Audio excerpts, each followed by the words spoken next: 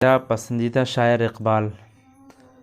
ہندوستان اور پاکستان کی سرزمین پر جن مشہور شخصیت کو عالمی شہرت اور مقبولیت حاصل ہوئی ہے ان میں ایک نام ڈاکٹر علامہ اقبال کا بھی سر فہرست ہے، اور یہی ہمارے پسندیدہ شاعر ہیں۔ علامہ اقبال کی پیدائش سیالکوٹ لاہور میں 1877 عیسوی میں ہوئی۔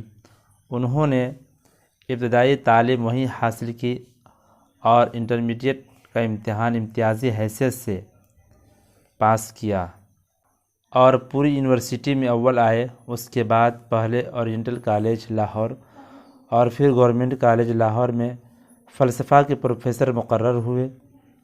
شاعری سے آپ کو فطری لگاؤ تھا، طالب علمی کے زمانے سے ہی شاعری کرنے لگے تھے۔ رفتہ رفتہ آپ کی شہرت اور مقبولیت بڑھنے لگی اور آپ کا شمار ملک کے ممتاز اردو شعراء میں ہونے لگا۔ آپ کی شاعری میں قوم کے لیے ایک پیغام ہے اور مناظر قدرت کا عنصر بھی موجود ہے۔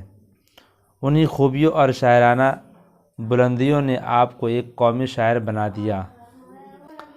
آپ قومی شاعر کے علاوہ ایک عظیم مفکر اور کامیاب اسلامی فلسفی بھی تھے۔ 1938 میں انتقال ہوا۔